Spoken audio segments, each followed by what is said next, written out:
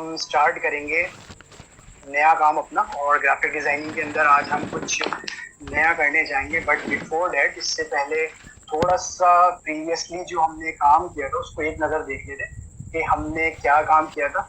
क्योंकि of course 2 दिन के डिले के बाद हम आज स्टार्ट कर रहे हैं, तो कुछ चीज़ें ऐसी है जो माइंड से निकल जाती है। और graphic designing of course practice मांगता है, और विदाउट हैविंग दीज प्रैक्टिस के बगैर जो है वो चीज़ें जो है वो निकल जाती है माइंड से ना। तो हम एक नज़र देख लेते हैं, ओवरव्यू कर लेते हैं कि लास्ट लेक्चर में हमने क्या चीज़ किया था, और उसके बाद से फिर हम अपना काम स्टार्ट करते हैं। इफ यू रिमेंबर, तो हमने एक छोटा सा एक पार्ट डिज़ाइन किया था जिसको हमने नाम दिया था पांडा फेस का, ठीक है। और उसके अंदर हमने जस्ट सिंगल लेयर और सिंगल टूल हमने यूज किया था। और वो टूल कौन सा था, अगर तुम्हें याद हो, वो टूल था हमारा इलिप्टिकल मार्की टूल, ठीक है। और इलिप्टिकल मार्की टूल के थ्रू हमने जो है वो एक फेस डिजाइन किया था। और इस फेस को डिजाइन करने के बाद कुछ चीजें ऐसी थी जो तुम्हें याद रखनी थी, तुम शायद थोड़ा भूल गई थी, तो तुम्हें एक बार रिमाइंड कराता चलो क्योंकि तुमने प्रैक्टिस नहीं की, ठीक है। सबसे पहले सारे लेयर में ऑफ कर देना। मैंने बताया था कि की होती है हमारे पास कि जिसको हम लॉक और अनलॉक कर सकते हैं, और ये हमारे कंट्रोल में होती है, ठीक। सबसे पहले पहली लेयर ली थी मैंने, और पहली लेयर को उसके अंदर मार्की इलेक्ट्रिकल टूल यूज करके, ठीक है, सबसे पहले मैंने इसको ड्रॉ किया। ड्रॉ करने के बाद कलर ऐड किया था मैंने इसका, और जो ग्रे कलर था, ठीक है। और ग्रे कलर ऐड करने के बाद कैसे ऐड किया था, ये बेसिकली ऑप्शन होता है यहाँ पे कि फोरग्राउंड कलर ऐड करो आप या बैकग्राउंड कलर ऐड करो। तो ऑफ कोर्स फोरग्राउंड के लिए alt plus back space use करना होता है, और बैकग्राउंड के लिए control plus back space use करना होता है, ठीक है। तो पहले तो ये अपने पास एक शॉर्टकट लिख लो ताकि याद रहे कि हम बार बार इसको गलती ना करें, भूल ना जाए, ठीक है। कि फोरग्राउंड के लिए ऑल्ट प्लस शिफ्ट ये शॉर्टकट है, और बैकग्राउंड के लिए कंट्रोल प्लस बैक स्पेस, ठीक है। और ये एक साथ हमें प्रेस करना होगा तो कलर जो है वो इसके अंदर फॉर्म हो जाएगा, ठीक है। अच्छा, सबसे पहले हमने फेस वाला पार्ट किया, उसके बाद दूसरी लेयर ली हमने, और दूसरी लेयर के थ्रू हमने जो है वो एयर वाला पार्ट ड्रॉ किया, ठीक है। दूसरी लेयर के अंदर हमने कलर चेंज कर दिया था एज यूजुअल। और इसके बाद फिर तीसरी लेयर कैसे की थी, तीसरी लेयर को मैंने सेकेंड की कॉपी लेने के बाद, कॉपी कैसे की थी मैंने, यानी कि कंट्रोल ऑल्टर प्रेस करके जो मेरी सेकेंड लेयर थी इसको मैंने ड्रैग करते हुए उसकी पैरेलल पोजीशन पे मैंने इसको पोजीशन कर दिया था, ठीक है। तो ये चीज इस तरह सेकेंड लेयर बन गई थी, दूसरा काम इसका बन गया। तो ये बेसिकली मेरा लेयर नंबर 2 की कॉपी कंप्लीट हो गई, ठीक है। थर्ड, इसके बाद फिर एक और हमने लेयर ली जिसमें हमने आईज वाला पार्ट ड्रॉ किया, और इसके अंदर अगेन वही सेम फिनोमेना कि कलर सेलेक्ट किया। कलर कोई भी सिलेक्ट कर सकते हैं, बैकग्राउंड में से या फोरग्राउंड में से, टोटली डिपेंड्स ऑन यू। और फिर अगेन इस लेयर की दोबारा कॉपी होगी, उस कॉपी होने के बाद सेकेंड आई बनेगी। अगेन कंट्रोल प्लस ऑल्टर एक साथ प्रेस करेंगे, प्रेस करने के बाद ड्रैग करके उसको उसकी पोजीशन हॉरिजॉन्टली जो है वो सेट करेंगे, ठीक है। और उसके बाद फिर नोज वाला पार्ट था, आई बॉल वाला पार्ट था कि जो हमने आई बॉल हमने बनाया, ठीक है। और इसके बाद फिर ऑफ कोर्स नोज वाला पार्ट था, और नोज वाले पार्ट में थोड़ा सा हमने जो शेप हमने राउंड की जगह थोड़ा सा ओवल कर दिया था, क्योंकि नॉर्मली जो नोज वाला पार्ट होता है वो थोड़ा ओवल शेप का होता है, ठीक है। And last but not the least हमने माउथ वाला पार्ट यूज किया था, और माउथ वाले पार्ट के लिए हमने इस बार जो शेप यूज किया था वो हमने रेक्टेंगुलर मार्की टूल हमने यूज की। और उसको यूज करने के बाद सेम हमने वही फिनोमेना यूज किया जो हम पहले करते हुए आ रहे थे। एक कलर हमने सेलेक्ट किया, चाहे वो बैकग्राउंड में से कलर सेलेक्ट करो या फोरग्राउंड में से, और फिर इसके बाद फिर हम ऐड कर देंगे। ऐड करने के बाद वो चीज हमारी फाइनल फॉर्म में आ जाएगी, ठीक है। तो ये एक छोटा सा पार्ट था, एक फेस वाला पार्ट था जो हमने अपनी लास्ट लेक्चर में, लास्ट सेशन में हमने कंडक्ट किया, ठीक है। Is it clear? ऑलराइट। तो अच्छा, आज हम जो है कुछ नया पार्ट करने जाएंगे। तो सबसे पहले मैं कुछ न्यू फाइल ओपन करने जा रहा हूँ तुम्हारे सामने। अच्छा, एक और बात, कि ये जो पार्ट हम बनाते हैं या जो भी डिजाइनिंग हम करते हैं इसको हमें सेव करना होता है। तो सेव वाला पार्ट रह गया था, किसमें सेव करते हैं नॉर्मली। मैं पहले दिखा दे रहा हूँ कि कैसे सेव होता है। ठीक है, नॉर्मली जो हम इसको सेव करते हैं, इसको हम सेव करते हैं, इसकी जो ओरिजिनल फाइल होती है वो पीएसडी फाइल होती है। ठीक है, फोटोशॉप की जो अपनी ओरिजिनल सोर्स फाइल है वो पीएसडी फाइल है। दैट इज पीएसडी का मतलब होता है फोटोशॉप डायरेक्टरी। ठीक है, क्या मतलब होता है फोटोशॉप डायरेक्टरी। तो ये उसकी अपनी सोर्स फाइल होती है जिसके थ्रू ये बाय डिफॉल्ट सेव हो जाती है। ठीक है, तो ये मैंने इसको सेव कर लिया। अब ये कह रहा है कि अगर कुछ रिप्लेस करना है, कुछ चेंजेस करना है तो चेंज कर सकते। तो हमने कोई चेंज नहीं किया, हमने वही चीज रखी थी, हम नो करेंगे। ठीक है ना, नो करने के बाद चलो ठीक है तुम्हारा, अब ये क्या हो गया, अब ये चीज सेव हो गई है। तो अब नॉर्मली हम इसको जब हम ओपन करेंगे तो फाइल का नाम होगा हमारा, जो मैंने तुम्हारे सामने रखा हुआ है पेंडर फेस के नाम से, ये इसकी सोर्स फाइल है, ओरिजिनल फाइल है। ठीक है, अच्छा, और हम इसको डिफरेंट फॉर्मेट में भी सेव कर सकते हैं, डिपेंड करता है क्लाइंट हमसे किस फॉर्मेट में मांगे। नॉर्मली जो क्लाइंट होते हैं हमसे वो पीएनजी फॉर्मेट में भी मांगते हैं। ठीक है, जेपैग वर्जन भी मांगते हैं। ठीक है, इसके अलावा जो है वो गिग्स वर्जन में भी हम इसको सेव कर सकते हैं। मल्टीपल ऑप्शंस होते हैं हमारे पास कि हम किस लिहाज से सेव करें और जो क्लाइंट को मिल जाए। ठीक है, नॉर्मली हम ये जो पीएसडी फाइल होती है ये हम क्लाइंट को जब ही देते हैं जब वो किसी तरफ से फाइनल हो जाती है शीट, यानी कि लेट्स सपोज कि क्लाइंट ने हमें वर्क दिया और हमने उसको उसके रिक्वायरमेंट के लिहाज से हमने कर लिया, और अब वो जाहिर है पेमेंट करनी है उसने या कोई भी पार्ट करना है ट्रांजेक्शन का, तो फिर वो हमसे पीएसडी फाइल मांगता है। ठीक है, तो जो फाइनल फेज होता है तो हम उसको ये पीएसडी फाइल देते हैं। अच्छा, बिफोर दैट, इससे पहले हम इसको ये मेन फाइल नहीं देंगे, क्योंकि इस फाइल के देने का मकसद ये है कि इसके अंदर वो चेंजिंग भी कर सकते हैं। ठीक है, तो हम क्या करते हैं, हम नॉर्मली जेपैग वर्जन या डिफरेंट पीएनजी वर्जन वो हम दे सकते हैं ताकि कस्टमर या क्लाइंट देख सके और उसको देखने के मुताबिक उसके अंदर कोई भी चेंजेस या ऑल्ट्रेशन करा सके। ठीक है, तो ये बात तो क्लियर हो गई। अच्छा, अब हम जो है वो नया पार्ट करने जा रहे हैं, न्यू लेक्चर स्टार्ट करने जा रहे हैं। तो सबसे पहले तो मैं एक अपना सोर्स फाइल या जो कैनवस है वो मैं सिलेक्ट करने लगाऊं ताकि हम उसके मुताबिक काम कर सके। ठीक है, अच्छा, ये मेरे पास बाय डिफॉल्ट इसका प्रीसेट ओपन हो गया, और जो भी प्रीवियस वर्किंग होती है उसका प्रीसेट बाय डिफॉल्ट जो है एडोब फोटोशॉप ग्राफिक डिजाइनिंग जो है, ग्राफिक डिजाइनिंग के एडोब फोटोशॉप इसको बाय डिफॉल्ट सेव कर लेता है। ठीक है, तो मैं अभी इसी कस्टम साइज को क्रिएट करने जा रहा हूँ। ठीक है, तो ये मेरे पास एक और दूसरा टैब खुल गया। अगर तुम देखो, ये पहला टैब है जो हमने प्रीवियस वर्किंग की थी, और ये अब हम न्यू वर्किंग करने जा रहे हैं जिसको हमने भी नाम नहीं दिया इस फाइल को, इस कैनवस को। यानी कि जब हम इस वर्किंग एरिया पे काम करेंगे तो हम इसको कुछ नाम दे सकते हैं। ठीक है, तो अभी तक क्लियर हो रही है चीजें, आवाज आ रही है? तो मुझे पहले बता दो चैट में कि सब कुछ समझ आ रहा है ताकि हम आगे बढ़ सकें।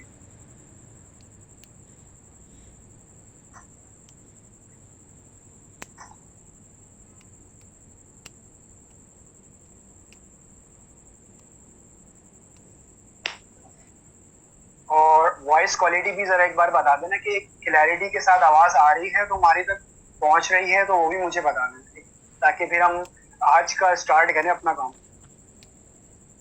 मुझे चैट में बताओ कि वॉइस क्लैरिटी कैसी है और अभी तक जो चीज बताई मैंने वो समझ आई? ठीक है जी, आ रही है, ओके। तो अब हम आगे बढ़ते हैं, मूविंग अहेड, और आज हम एक और शेप ड्रॉ करने जा रहे हैं, और बहुत आसान शेप है ताकि वो चीज याद रहे। और क्योंकि मैंने कहा था कि बेसिक्स से स्टार्ट करा रहा हूँ तो एक एक चीज को याद रखना बहुत जरूरी है।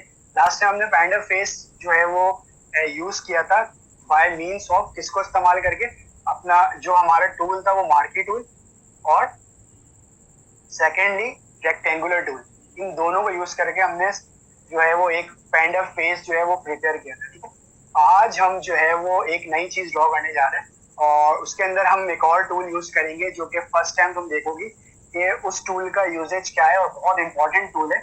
और ग्राफिक डिजाइनिंग के अंदर इस टूल को एक अहमियत जो है बहुत हासिल है, और इस टूल के बगैर बहुत सी चीजें अधूरी रह जाती। ठीक है, तो पहले तो मैं अपना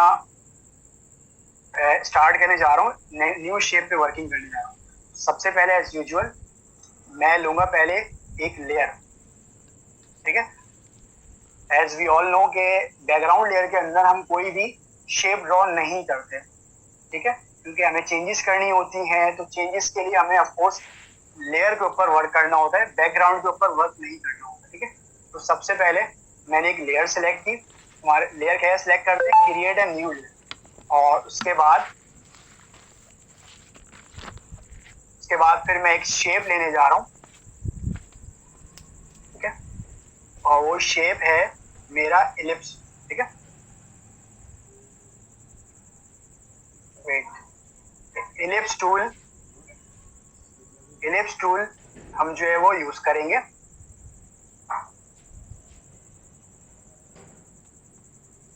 wait, there is a problem अकर,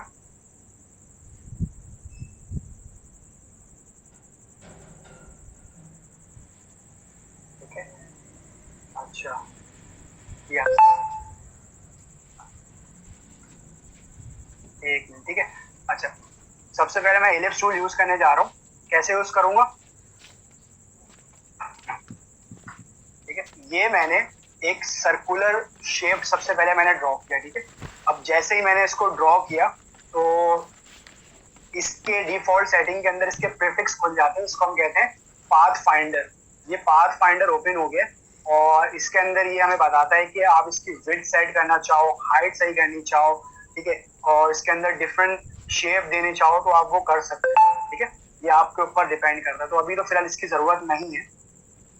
तो मैं क्या करूंगा, मैं करने जा रहा हूँ पहले इसके अंदर एक नया पार्ट स्टार्ट करने जा रहा हूँ तुम्हारे सामने, तुम देखना भी, ठीक है। मैंने सबसे पहले एक सर्कल ड्रॉ किया, इसको ड्रॉ करने के बाद एक नया टूल यूज करने जाऊंगा और वो टूल है where it is, pen tool, ठीक है। बहुत इंपॉर्टेंट टूल है और ये वो टूल है, मैंने कहा कि इस टूल के बगैर ग्राफिक डिजाइनिंग, ठीक है, और पर्टिकुलरली पूरा एडोब फोटोशॉप नामुकम्मल है, ठीक है। तो ये पेन टूल है, पेन टूल में सबसे पहले मैंने क्या किया, चूज किया, चूज करने के बाद अब मैं एक कॉर्नर यहाँ पे और एक कॉर्नर यहाँ पे, ठीक है। और अब क्या करूंगा, थोड़ा सा मैं इसको शेप दे रहा हूँ, ठीक है। सिमिलरली एक कॉर्नर, एक टिप यहाँ पे, एक टिप यहाँ पे,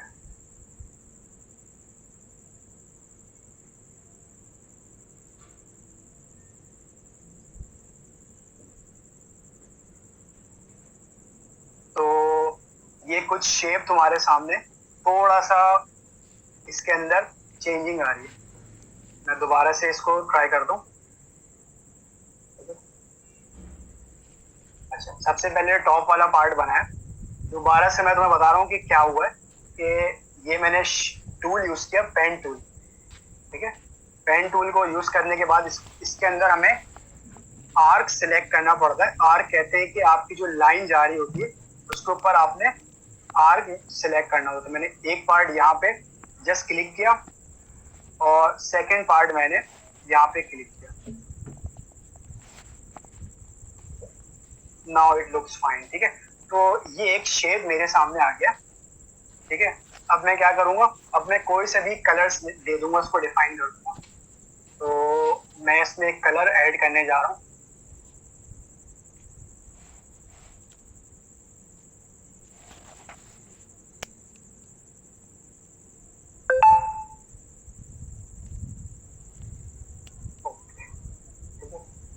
थोड़ा सा और लाइट कर देते हैं इस कलर को, डार्क कर देते हैं इसको, ठीक है।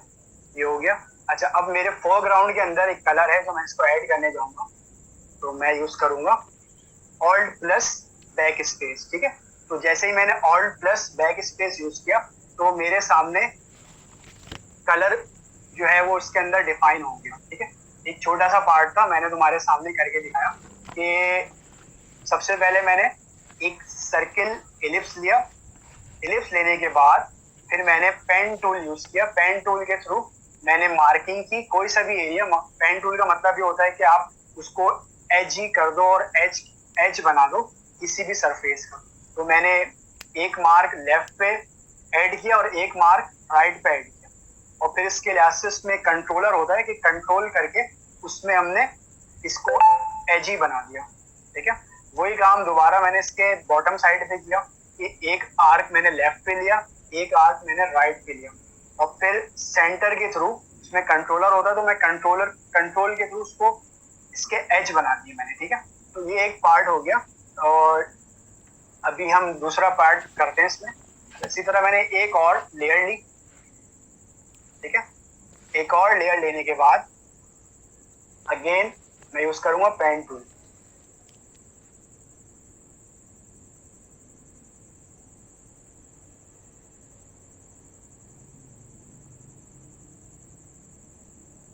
ठीक है, और जैसे ही मैंने इसको पेन टूल यूज किया तो कुछ अजीब सरफेस आ गई है, तो कोई मसला नहीं है, अभी हम इसको जरा देखते हैं कि क्या मसला होगा।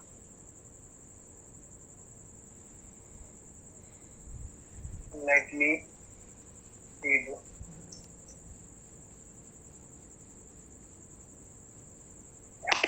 आवाज थोड़ी कट कट के आ रही है। अच्छा एक मिनट, थोड़ा सा माइक करीब कर ले रहा हूँ। अब मुझे बताना कि आवाज कैसी आ रही है।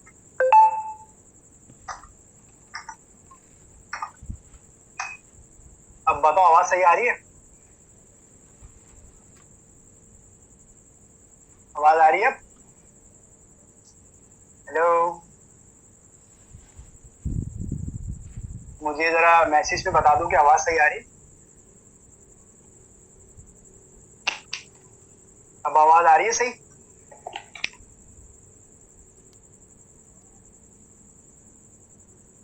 अच्छा ये मसला था। ठीक है, थोड़ी सी कुछ चीजें होती हैं जो समझना होता है। जो ट्रायंगल पर जो बनाया दोबारा, अच्छा स्टार्ट करते हैं दोबारा से। ये मैंने डिलीट कर दिया पहले। अब मैं ले रहा हूँ एक लेयर।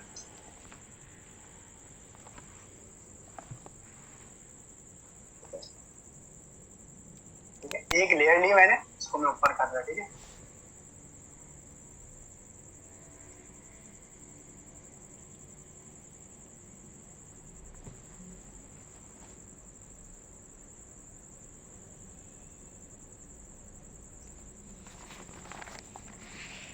वेट, हाँ ठीक है, सॉरी। अच्छा अब स्टार्ट करते हैं। डिफरेंट लेयर्स खुल गए थे, जरा सा इन ऑप्शंस को भी देखना बहुत जरूरी होता है कि कुछ लेयर्स ऑलरेडी ओपन हो जाते हैं, तो मैं जो एक्स्ट्रा लेयर्स है जरा पहले मैं इसको डिलीट कर दिया ताकि तुम्हें समझा सकूं। पहला लेयर था, उसके अंदर ये वाला पार्ट जो मेरा था, स्टार्ट वाला पार्ट, ये बन गया। अच्छा दूसरे लेयर के अंदर अब जो ट्रायंगुलर पार्ट है वो जो तुम पूछ रही थी मैं बनाने जा रहा हूँ। ठीक है, क्या किया मैंने, सबसे पहले पेन टूल लिया। पेन टूल में एक मार्क इधर किया, एक मार्क इधर किया। ठीक है, ठीक है, और सिमिलरली ये मैंने इसका क्लोज लूप बना दिया। अब क्लोज लूप बनाने के बाद ये कुछ सेटिंग थोड़ी आउट हुई है जो तुम्हें समझाना है अभी कि ये क्या हुआ एक्चुअली। अच्छा मेरे सिस्टम के अंदर बाय डिफॉल्ट जब ये क्लोज लूप बनता है, क्लोज लूप बनने के बाद इसके अंदर हम जाके इसका स्ट्रोक और इसकी लाइनिंग सेट करनी पड़ती है। जो ऊपर टॉप पे जो है वो, ठीक है, ये वाला बार कहलाता है मेरा टॉप बार। टॉप बार के अंदर जाके हमें इसकी सेटिंग करनी है। तो मेरा बाय डिफॉल्ट, क्योंकि मैं अभी रिसेंटली वर्किंग कर रहा था, तो फोटोशॉप के अंदर जो रिसेंट वर्किंग होती है वो सेव हो जाती है। ठीक है, टूल्स की वर्किंग की मैं बात कर रहा हूँ कि जो टूल्स की वर्किंग होती है वो वैसी रहती है जो अब आपने प्रीवियसली वर्क किया होगा। ठीक है, तो अभी मैं इसको सेट करता हूँ, उसको नॉर्मल पोजीशन पे लाता हूँ। तो मैंने ये डॉटेड लाइन हटा के मैंने सबसे पहले इसको स्ट्रेट लाइन किया। जैसे ही मैंने इसको स्ट्रेट लाइन किया तो ये अंदर से तुम्हारे सामने के कलर हट गए। ठीक है, अच्छा और इसके अलावा स्ट्रोक भी थोड़ा सेट कर देते हैं, इसका स्ट्रोक। ठीक है, स्ट्रोक मैंने इसका कर दिया,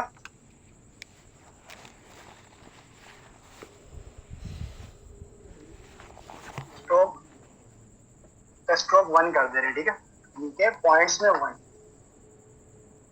ठीक है, तो अब तुम्हारे सामने ये एक पार्ट बन गया मेरा, ट्रायंगुलर पार्ट जो तुम देख रहे हो। ठीक है, लेकिन अभी हम क्या करेंगे, इसका कलर भी सेट करें। कलर सेट करने के लिए मैं अगेन अपने कलर पिकर की तरफ जाऊंगा। कलर पिक करने के बाद मैं इसमें कोई कलर दूंगा, ठीक है। तो मैंने इसको एक कलर दे दिया, ठीक है। और क्योंकि ये मेरा फोरग्राउंड है कलर, तो मैं alt plus back space use करूंगा। ये एक कलर आ गया मेरा तुम्हारे सामने, ठीक है। समझ आया ये वाला पार्ट कैसे बना? ये मैंने पेन टूल को यूज करके एक क्लोज लूप सेटिंग कर दी पेन टूल के जरिए। पेन टूल ऐसा टूल है कि जिसके जरिए कोई भी चीज हम बना सकते हैं, ड्रॉ कर सकते हैं, और इनके हाथ से कोई भी चीज या point to point, dotted to dotted हम कोई भी चीज ड्रॉ कर सकते हैं। लेकिन उसके लिए जरूरी है कि क्लोज लूप होना। क्लोज लूप क्या कहते हैं? कि जहां से स्टार्ट हुआ है वहीं पे ये बंद हो, यानी कि कोई इसमें गैप ना हो बीच में। मैं जरा क्लोज करके दिखा दे रहा तुम्हें कि ये देखो कि ये मैंने एक पार्ट यहाँ से स्टार्ट किया और स्टार्ट करके ये यहीं पे लाके मैंने बंद कर दिया। ये क्लोज लूप कहलाता है। यहाँ तक आवाज आई? क्लियर है सब कुछ? तो क्लोज लूप का होना बहुत जरूरी है, और क्लोज लूप होने के बाद हम इसमें कलर या कोई भी पोजीशन दे सकते हैं, ठीक है। अच्छा, तो ये मेरा दूसरा पार्ट हो गया। इनके एक और मैंने रेक्टेंगल, सॉरी इसका ट्रायंगुलर पार्ट हो गया। अब मैं चाहूँ तो उसको छोटा बड़ा भी कर सकता हूँ। तो एज यूजुअल मैं क्या करूंगा, मैंने इसकी लेयर सिलेक्ट की। सिलेक्ट करने के बाद मैं कंट्रोल टी करूंगा। कंट्रोल टी कहते हैं ट्रांसफॉर्म। अब मैं क्या कर सकता हूँ, इसको बड़ा भी कर सकता हूँ, ठीक है। अब ये मैंने इसको क्या कर दिया, बड़ा कर दिया। तो जैसे ही मैंने इसको सेटिंग की, छोटा बड़ा कर सकते हैं आपके साइज के मुताबिक है। और कैसे करेंगे? कंट्रोल टी के थ्रू शॉर्टकट है, ट्रांसफॉर्म कर सकते हैं जो आपने एक स्मूथ सरफेस या कोई भी एक पार्ट ड्रॉ किया उसको, ठीक है। अच्छा, अब मैं क्या कर रहा हूँ, इसको थोड़ी सी पोजीशन इसकी सेट कर रहा हूँ कि मैं चाह रहा हूँ कि ये जो ट्रायंगुलर पार्ट है, जिसको तुम ट्रायंगुलर पार्ट कह रहे हो, मैं इसका जो ये नीचे वाला एरिया ये इसके पीछे आ जाए, छुप जाए, ठीक है। तो एक बात हमेशा याद रखनी चाहिए कि जो हम पार्ट कर रहे होंगे फ्रंट पे, तो वो चीज उसके आगे आ रही होगी ग्राफिक डिजाइन के अंदर, यानी कि लेयर बाय लेयर काम हो रहा होगा, ठीक है। अब जैसे मैंने सबसे पहले बैकग्राउंड लेयर था, तो बैकग्राउंड लेयर सबसे पीछे आई, ठीक है। उसके बाद एलिप्स दूसरा वाला पार्ट था, तो वो उसके आगे आया, और फिर ये ट्रायंगुलर पार्ट तो ऑफकोर्स ये इसके आगे आया। तो जो हम काम करते जाएंगे वो हमारा स्टेप बाय स्टेप आगे आता जाएगा। तो ये खासियत होती है जब हम कोई भी लेयर पे वर्किंग कर रहे होते हैं। ठीक है, मैं चाह रहा हूँ कि ये जो अभी न्यू पार्ट जो मैंने बनाया, बेसिकली ये स्टेम वाला पार्ट है, ये लकड़ी है, इसकी तना है ये, ठीक है। तो मैं चाह रहा हूँ उसको पीछे कर दूंगा। तो मैं क्या करने जाऊंगा, मैं इस दूसरी लेयर को उसके पीछे ले आऊंगा। तो देखो जादू से क्या हो गया, जो पीछे वाला पार्ट है वो हाइड हो गया, छुप गया। ये पार्ट समझ आया? जरा मुझे कमेंट पे बता दो, ये पार्ट समझ आया तुम्हें?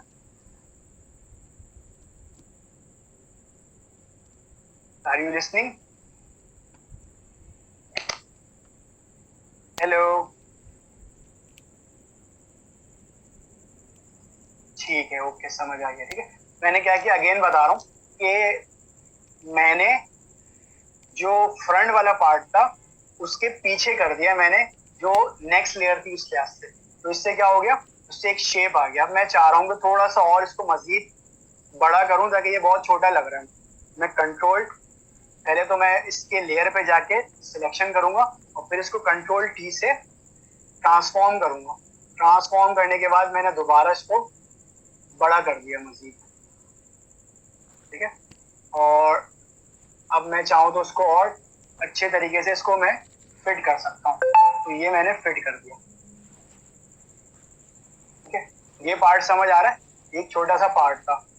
तो अब हम इसके बाद नेक्स्ट पार्ट की तरफ जाते हैं। तो मैंने एक और लेयर लिया।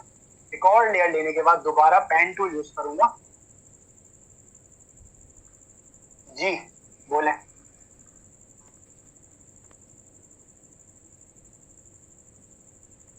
ये पार्ट समझ आया? अभी तक नहीं समझ आ रहा तो मुझसे कमेंट पे पूछ सकती हो कि कहाँ पे प्रॉब्लम आ रही है, क्या पार्ट समझ नहीं आ रहा। स्टेप बाय स्टेप दोबारा से बता दूंगा। ये बेसिकली ये एप्पल ड्रॉ हो रहा है और ये एप्पल का एक छोटा सा शेप है जो तुम्हारे सामने ड्रॉ कर रहा हूँ, तो होपफुली इट वर्क्स, समझ आ रहा होगा। तो ये चीज जरा मुझे बताओ कि अभी तक जो स्टेप मैंने बताया ये क्लियर हुई चीज? अच्छा, ये जो आपने पीछे कैसे किया ट्राइंगल, ठीक है। अच्छा ठीक है, मैं दोबारा से बता दे रहा, तो जरा गौर से देखना कि क्या हुआ है। अच्छा, इफ यू रिमेम्बर,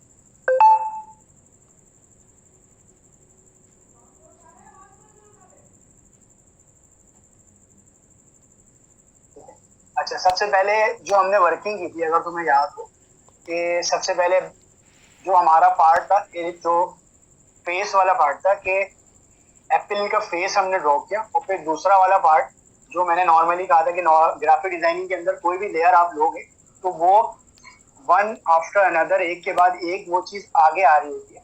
तो आगे आने का मतलब बाय डिफॉल्ट इसकी सेटिंग ये आगे आ रही है जब हम लेयर नंबर 2 पे काम करेंगे, ठीक है। अच्छा, पीछे कैसे किया ये मैं बताता हूँ। ये देखो दोबारा से, कि इसकी पोजीशन देखो। सबसे पहले जो एलिप्स वाला पार्ट है, यानी कि जो मेरा ये वाला पार्ट है, ये सबसे पहले लॉक और अनलॉक कर सकते हैं ताकि समझ आ जाए, ठीक है। अच्छा, इसके बाद नेक्स्ट लेयर है, नेक्स्ट लेयर के अंदर ये ट्रायंगुलर पार्ट है, ठीक है। और क्योंकि ग्राफिक डिजाइनिंग के अंदर मैं दोबारा बता रहा हूँ कि कोई भी लेयर आप सिलेक्ट करते हो वन आफ्टर अनदर, तो वो आगे ही आ रहा होता है, एक के बाद एक वो चीज आगे आ रही होती है। तो ये हमारे ऊपर डिपेंड करता है कि हम किस तरीके से उसकी अलाइनमेंट करें, उसकी सेटिंग करें, ताकि एक शेप नजर आए, एक डिजाइन बने। तो मैंने क्या किया, मैंने इसको फ्रंट पे रखा, तो ये फ्रंट पे रखने के बाद ये चीज सही नहीं लग रही थी। देखिए नॉर्मली जो हमारा एप्पल होता है, एप्पल के अंदर जो स्टेम वाला पार्ट होता है वो इनसाइड होता है, अगर याद हो। तो ये चीज सामने नजर आ रही है। तो इनसाइड के लिए क्या करें, इनसाइड के लिए हम ये करेंगे कि जो लेयर नंबर 2 है इसको हम पीछे भेज देंगे। ये पीछे कैसे करेंगे, पीछे ऐसे के, ये मैं सबसे पहले ये जो लेयर वाला पार्ट है इसको मैं ड्रैग करके नीचे लेके आ रहा हूँ। यानी किसके नीचे आ रहा हूँ, पहली वाली लेयर के नीचे। अब देखो जैसे मैंने इसको नीचे किया, ये ऑलरेडी लाइन जो है वो हाइड हो गई, छुप गई, ये तुम्हारे सामने। समझ आया कुछ क्या हुआ? ये जैसे ही जैसे ही मैंने लेयर नंबर 2 को पोजीशन किया लेयर नंबर 1 से बिलो, तो क्या हुआ, इसका जो आगे वाला पार्ट था वो छुप गया। ये चीज समझ आई? मुझे दोबारा बताओ।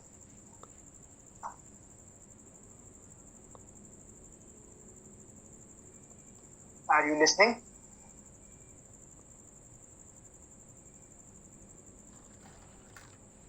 अब आ गया, ठीक है, ऑलराइट। तो मूविंग अहेड, आगे बढ़ते हैं, ठीक है। अगेन मैं कह रहा था कि अब मैं नेक्स्ट लेयर लूंगा। नेक्स्ट लेयर लेने के बाद दोबारा पेन टूल यूज करेंगे, क्योंकि आज हमारी जो क्लास है वो मोस्टली पेन टूल के ऊपर डिपेंड कर रही है, और ये टूल मैंने कहा कि बहुत इंपॉर्टेंट तरीन टूल है। और अभी तुम्हें इसका अंदाजा होगा जब हम आगे काम करेंगे तो बहुत पता चलेगा कितनी इंपॉर्टेंट तरीन टूल है, ठीक है। अच्छा, अब मैं क्या कर रहा हूँ, दोबारा से एक लेयर ली,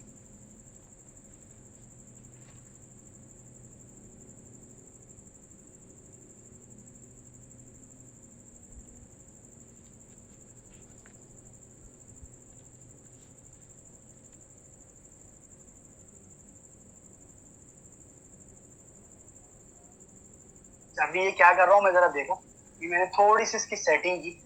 और क्योंकि मैंने कहा कि बाय डिफॉल्ट जो है ये सेटिंग मेरी आउट है, ये मैंने अभी वर्किंग की थी प्रीवियसली, तो डॉट वाले डॉट पैटर्न का मैंने इस्तेमाल किया था।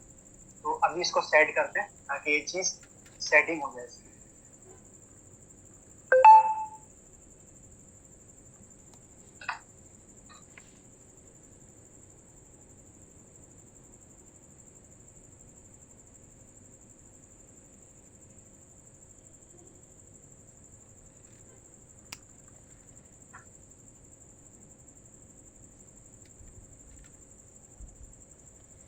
ठीक है, एक छोटा सा लीव वाला पार्ट है जो मैंने बनाया। अगर या तुम्हें समझ आए क्या किया मैंने, दोबारा से बताता हूँ, मैंने एक लाइन ली, ठीक है, एक और लेयर में करते, ठीक है, एक मार्क यहाँ लगाया, एक मार्क यहाँ लगाया, ठीक है। ये मार्क लगाने के बाद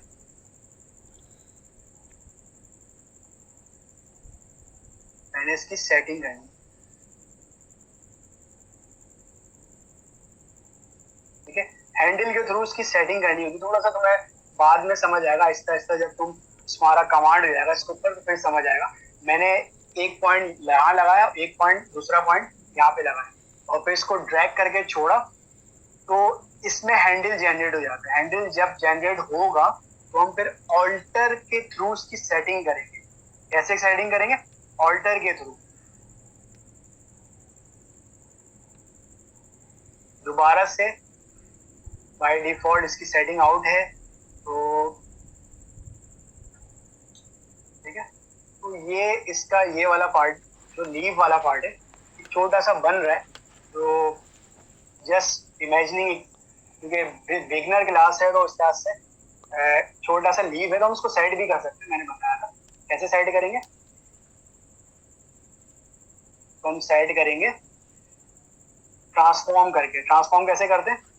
कंट्रोल टी के थ्रू हम इसको ट्रांसफॉर्म करेंगे और अपने लिहाज से इसको छोटा बड़ा कर सकते हैं, ठीक है। और अगेन तुम्हारे सामने कि ये जो लीव वाला पार्ट है इसका आगे का, ये इस स्टेम के फ्रंट पे आ रहा है, जो कि अच्छा नहीं लग रहा। हम क्या करेंगे? हम इसको बैक में करेंगे। बैक में करने के लिए क्या करेंगे? जो मेरा स्टेम वाली लेयर है, यानी कि स्टेम वाली लेयर कौन सी थी? फर्स्ट वाली। हम क्या करेंगे? इस फर्स्ट वाली लेयर के बैक पे ले आएंगे, यानी कि इसको मैं ड्रैग करके नीचे लेके आएंगे। अब देखो तुम्हारे सामने ये चीज छुप गई, समझ आया कुछ?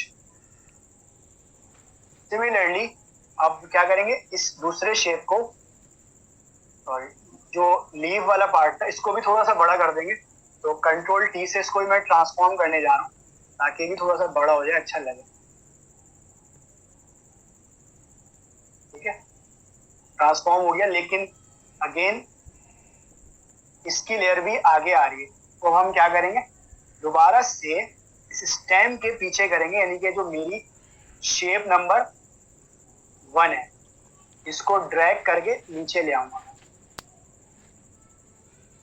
सॉरी, ये वाला पार्ट था, इसको ड्रैग करके मैं शेप नंबर 1 के पीछे ले आऊंगा। तो समथिंग लाइक दैट, एक एप्पल वाला पार्ट जो है वो कुछ कंप्लीशन की तरफ जा रहा है। तो ये लीफ बन गई इसकी, ये स्टेम बन गया उसका, और ये फेस वाला पार्ट बन गया। तो समझ आया इसमें कि क्या हुआ क्या नहीं हुआ? थोड़ा सा मुश्किल है ये टूल, और फर्स्ट अटेम्प्ट में नॉर्मली समझ नहीं आता है टूल, तो हम आहिस्ता आहिस्ता जब एक और दोबारा से न्यू शेप बनाएंगे तो वो चीज समझ आ रही है। अच्छा, इसके अंदर अभी ये बहुत ज्यादा कार्टूनिश लग रहा है ना, तो अभी हम क्या करेंगे? इसके अंदर मजीद कुछ ऑप्शंस यूज करेंगे, थोड़ा सा कि थोड़ा रियल टच है इसमें। तो वो कैसे करेंगे? तो अभी मैं दिखाता हूँ कि थोड़ा सा रियल टच देने के लिए हम क्या क्या कर सकते हैं। तो कलर की जब मैंने बात की, तो मैं क्या करूँगा अभी देखना। मैं एलिप्स जो पहली लेयर थी मेरी, पहले लेयर पे जाके मैंने राइट क्लिक की, राइट क्लिक करके यहाँ पे कुछ ऑप्शंस होते हैं, सबसे टॉप पे ब्लेंडिंग ऑप्शन नजर आ रहा है। अब मैं ब्लेंडिंग ऑप्शन में गया। अच्छा, ये इतना इम्पोर्टेंट है ये ऑप्शन कि आप इसके जरिए एक टेक्सचर चेंज कर सकते हो, कलर चेंज कर सकते हो, टोटली अप टू यू, ठीक है। अब देखो ये क्या होने वाला है कि कुछ डिफरेंट कलर्स हैं इसके अंदर जो बाय डिफॉल्ट है, कि उसको चेंज करने से हमारे टेक्सचर पे क्या फर्क पड़ेगा, तो अभी मैं दिखाता हूँ। अब सबसे पहले मैंने पहला पार्ट कैंटोर जो इसको मैंने ऑन किया, तो ये तुम देखो नीचे से इसके अंदर ये नीचे वाला पार्ट इसमें शेडो आ, एक तो ये ऑप्शन है। मैं इसको हटा रहा हूँ तो ये चीज वैसी सेट हुई, यू कैन सी। अच्छा, टेक्सचर वाला पार्ट है। अब मैंने इसको जैसे टेक्सचर पे क्लिक किया तो उसका देखो टेक्सचर नुमा पार्ट आ गया, इसके अंदर थोड़ा सा अनइवन सरफेस हो गया, वो स्मूथनेस खत्म, ठीक है। इसी तरह एक पार्ट होता है स्ट्रोक का। स्ट्रोक को मैंने इसमें यूज किया तो साइडों में जो है इसके जो बॉर्डर है वो थिक हो गई, तो ये ऑप्शन भी हम इस्तेमाल कर सकते हैं, ठीक है। अच्छा, नेक्स्ट ऑप्शन है इनर शेडो। इनर शेडो से क्या हुआ, इनर शेडो से ये जो शेड आगे वाला पार्ट है, फ्रंट वाला, इन साइड को थोड़ी सी इसमें ग्लो आ गई, ठीक है। इसी तरह ये पार्ट, ठीक है। डिफरेंट ऑप्शन है हमारे पास। ब्लेंडिंग ऑप्शन, ब्लेंडिंग ऑप्शन बहुत इंपॉर्टेंट रोल प्ले करते हैं कि जब आपका डिजाइन कंप्लीट हो जाता है, तो डिजाइन कंप्लीट होने के बाद एक कहते हैं ना कि फाइनल टच देने के लिए, एक चार चांद लगाने के लिए, कि एक रियलिस्टिक टच आए वो देखने में, कि अगर कोई क्लाइंट या कोई कस्टमर देखे तो बोले नहीं ये एक वाकई एक रियल टच आ रहा है, देखने में अच्छा लग रहा है आंखों को देखने में, ठीक है। तो हम सारे ऑप्शन डिफरेंट यूज करेंगे। अच्छा, अब मैं दिखा रहा हूँ तुम्हें, ये टेक्सचर वाला कलर बंद कर दिया मैंने। अब जरा आउटर ग्लो मैं यूज कर रहा हूँ, ठीक है। आउटर ग्लो और ड्रॉप शेडो मैंने जैसे ही ऑन किया तो तुम देखो ये जो बॉर्डर है इसकी ये चेंज हो गई। अब इसके अंदर थोड़ा बहुत कुछ फर्क आ रहा होगा, यानी हमारे डिजाइन के अंदर कुछ चेंजिंग आ रही है, ठीक है। अब मैंने इसको बंद कर दिया, ठीक है। ग्रेडियंट का ऑप्शन ऑन किया, देखो कलर ही पूरा चेंज, ठीक है। तो ग्रेडियंट के ऑप्शन को भी हम यूज कर सकते हैं, ठीक है। सिमिलरली ऑप्शन है सेटिंग का। सेटिंग से ये थोड़ा सा और कलर इनसाइड, ये जो मेरा सेव है थोड़ा पुराना सेव हो गया, और ये ऐसा लग रहा है कोई बहुत कहते हैं ना कि खराब सेव है, तो ये यूज हो रहा है, ठीक है। टेक्सचर भी हम सेट कर सकते हैं, डिफरेंट ऑप्शन है, तो हम ये कर सकते हैं। तो मैं नॉर्मली यूज करता हूँ, जो मैं यूज करता हूँ, ड्रॉप शेडो यूज करता हूँ और आउटर ग्लो यूज करता हूँ, तो इससे चीजें थोड़ी सी विजिबल हो जाती है। और कभी कभी इनर शेडो, इनर ग्लो भी यूज करता हूँ, तो मेरे काम नॉर्मली ये काम होता है, तो मैं ब्लेंडिंग ऑप्शन यूज करता हूँ। कभी कभी मैं स्ट्रोक यूज कर लेता हूँ, जो कि अक्सर फॉन्ट के अंदर यूज करता हूँ, स्ट्रोक का पार्ट, कि फॉन्ट जो है वो विजिबल हो जाता है। कोई भी चीज या टाइपोग्राफी जब आप टाइप कर रहे होगे तो उसके अंदर स्ट्रोक यूज करते हैं, ठीक है।